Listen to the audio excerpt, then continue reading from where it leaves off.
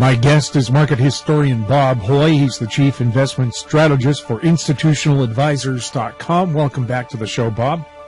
Yeah, Jim, good to be with you. Donald Trump is talking about overhauling the Frank-Dodd Banking Act. What is it, and is it a good idea? Well, it was an attempt by socialists to make the financial markets perfect after the 2008-2009 crash. And by the way, that crash was a perfectly normal event. I mean, you'd had a great financial bubble. There was much of 1929 in it, and you had the usual change in credit spreads, and then everybody suddenly discovered they were offside. So then there was a massive liquidation, and long-term financial companies such as Lehman Brothers and Bear Stearns just sort of went gone, and because they were so highly leveraged. Now, why were they highly leveraged? Because the markets were a sure thing, and they failed. So, and you had the establishment, like in December 2007, the credit markets had reversed in June, and the stock market high was October, but, you know, things were under a lot of strain and adversity in credit markets, so that's when, the guy from Harvard, Minku, leading macroeconomist, got up and said, nothing can go wrong. And the reason being was that the Fed had a dream team of economists, and therefore nothing can go wrong. So we should actually jump back to the 1929 when a big name, John Moody from Moody's, pointed out that nothing could go wrong because they had a modern and scientific central bank in the name of the Federal Reserve. And, of course, it all went wrong. And, there's even further irony in this, Jim. The top of the 1873 bubble, when stresses and strain appeared, the leading New York newspaper editorialized that nothing could go wrong. And the reason why nothing could go wrong on that one was because the United States did not have a central bank. They had the Treasury system, and it could lend out any amount of money. It wasn't constrained by gold. U.S. was not on a gold standard then, so nothing could go wrong. So that was the feature at the top of a bubble in 1873, the feature in 1929, and then in 2007, that nothing could go wrong and went wrong. So then if you take the history of all of these great financial bubbles, all the way even back to the 1721, that in the crash, there all of a sudden people are, discovered offside, and it's a shock to the system if you've been, 100% bullish, and it really does set things back. You get hardships, you get unemployment, and everything else. So then you immediately get governments rushing in to fill the hole after the disaster. Shut the barn door after the horses bolted. So and I've called it recriminatory legislation. They come in with measures that would prevent what just happened. So I put this Dodd-Frank into that. They were going to make the banking system perfect so that there wouldn't be any problems. But the problem is when you bring in measures that appear to eliminate risk, then everybody gets riskier because nothing can go wrong. So then here you are. So yes, it's been an interference with with ordinary banking procedures. It's probably put in huge distortions, regulatory. So part of the Trump campaign has been platform has been to reduce rules and regulations. So this is one that can be reduced. Of course, immediately it marked up the price of bank stocks, with Goldman Sachs getting a 4% jump earlier today. So, yeah, but I think it's, as I said, it's been talked up since summer, and then, of course, the reality was that once Trump won. So this is the extra leg up in the bank stocks, which actually in December, with just the rush of euphoria following the election, had marked up the bank stocks to an upside exhaustion and a sequential sell. So this was technically becoming excessive, and now it's having another go. I think that changes in the credit markets, well, for example, the yield curve is no longer really supportive to a boom, but not doing anything dramatic. The credit spreads have been narrowing. Of course, spreads got disastered in last January, February with the crash in crude oil. And it's been a remarkable recovery in credit spreads since, just with barely any corrections in it. So it's reached an excess,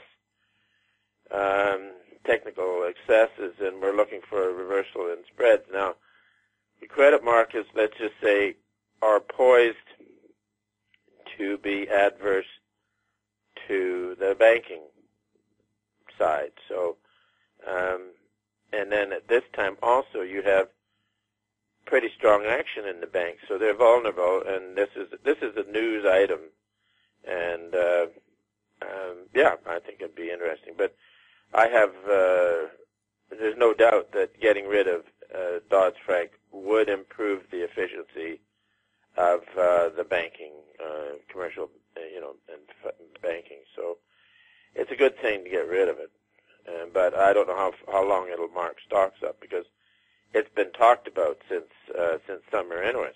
So there we are. What does that do for people who've positioned themselves to buy a lot of gold? Yeah, well, we think that one should always own some gold as an insurance, and gold has acted well over the last few weeks because you've had a terrific correction in the U.S. dollar index. It's come from 103.80 down to, I think 98 or something like that, 97, which is a very good correction. And this correction can run for some weeks yet, and that means plus for gold and silver for some weeks yet. The gold stocks have been acting well. Silver stocks have been acting well out of that correction that ended in December. That one, whoa, that correction was signaled all over the place in July with technical excesses there, which we noted at the time and called for a significant correction. And it turned out to be even more significant than we considered. We thought maybe a 25% would do, but it turned out to be more than that. However, re-entered the market towards the end of December, when you had some of our technical stuff suggesting it was bottoming, and you've had a very good rally here. And I wouldn't chase it, because this with the weaker dollar for some weeks yet, one wants to look around the corner to see when the U.S. dollar would be firming up on the next rally, because the next rally on our long-term chart is a very substantial rally. It could way up to about 110 or something like that, which would be a huge move, which would be actually very exciting in the financial markets, particularly for those people that owe money in U.S. dollars into New York. This is often has been the case with great financial manias, where all you need is to have a majority of the debt written in the financial capital in the senior currency, and then due and payable. So what you have here is the same sort of thing. It's actually been the biggest bubble in bonds in history. It's been absolutely amazing. And it reversed. In June, we used the long bond, the long-dated treasury in the U.S.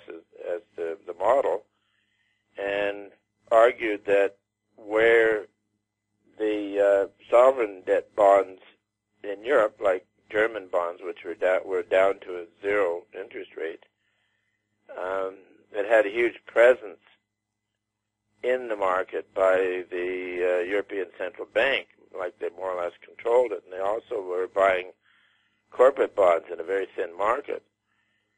So there was no point doing any technical stuff on, say, the German yield or that sort of thing. But because the U.S. market is much more diverse and the whole world is playing it, and this would be make the presence of the Federal Reserve small in a relative sense. So we did the technical analysis and got upside exhaustions and a sequential sell. That was July 7th and July 8th. We published 2 pieces on it, and the actual peak was, I think, July 8th on that.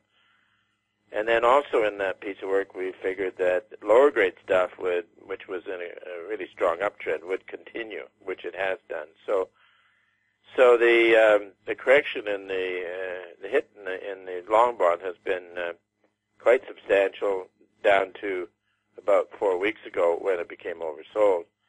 And also as we figured, the European yields, sovereign yields, have turned and are in uptrends, rising uptrends, and this is quite distinctive from a year ago, this time where everybody believed that European interest rates would be kept at zero because the European Central Bank had all that power, but it's turning out to be not the case. So interest rates can continue to rise, and one of this is, as I was saying, that in previous post-bubble contractions, the senior currency has become chronically firm against most other currencies and most commodities for most of the time. So, and the driver seems to be that once the mania to expand debt is over, it's followed by a mania to contract debt, because people don't steadily discover that it's a burden. So that means if you are a business in Egypt and you owe money in New York, you have to sell a product or sell somebody else's currency to get your hands on a dollar in order to meet your obligations in New York. So it's actually, this is ancient wisdom, because Thomas Gresham in the 1550s wrote letters. He was the agent for the British Crown in the financial center in Antwerp. And his letters effectively said, you know, if you owe a lot of money into the financial center and your at-home currency is weak, you've got a serious problem. So this then is the explanation of why in a post-bubble world the senior currency becomes, I like the term, chronically strong. So anyways, but just to bring it closer in, the dollar index can decline for another few weeks, and then when it turns up, it will be very interesting.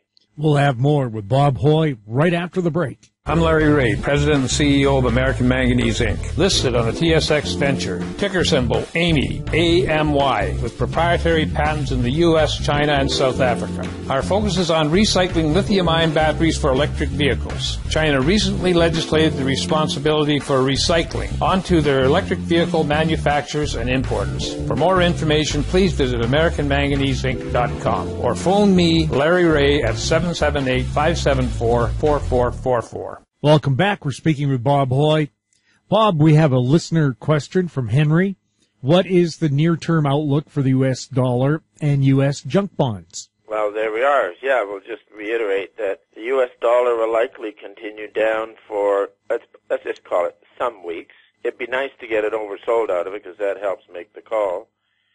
And then on low-grade bonds, as we were saying, the rally in low-grade bonds since the disaster a year ago has been outstanding, with barely any correction, and it's now reached technical excesses and is poised for a reversal. Don't know exactly when, but when it reverses, it'll be interesting, because the run has been fabulous, and which suggests that maybe the reversal will be in that order of magnitude as well. So it sort of reminds me of when I was whitewater canoeing. We would go up north of Vancouver here, the Squamish River, and further up there was some nice rapids to run.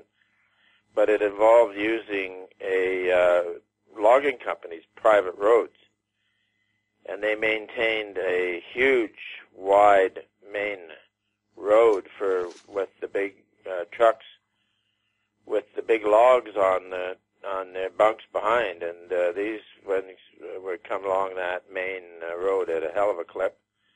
And then they also had another, the private road we were using had to cross this, so at the intersection they had a stop sign. They also had a big billboard up that said, "Our trucks take only 5 seconds to go through this intersection, whether you are in it or not." And this is sort of what I think is facing the credit markets. It's been a one-way street for more than a year, and when it reverses, you don't want to be in the intersection, that's for sure. Bob, thank you so much for chatting with us. Yeah, Jim, good to be with you, and look forward to talking again next week. My guest has been market historian Bob Hoye. He's the chief investment strategist for institutionaladvisors.com. You're listening to HowStreet.com radio. You can forward your questions to Bob at info@HowStreet.com. I'm Jim Goddard. Comments made on HowStreet.com radio are an expression of opinion only and should not be construed in any matter whatsoever as recommendations to buy or sell any financial instrument at any time. Available online at TalkDigitalNetwork.com. HowStreet.com radio is a production of How Street Media Incorporated.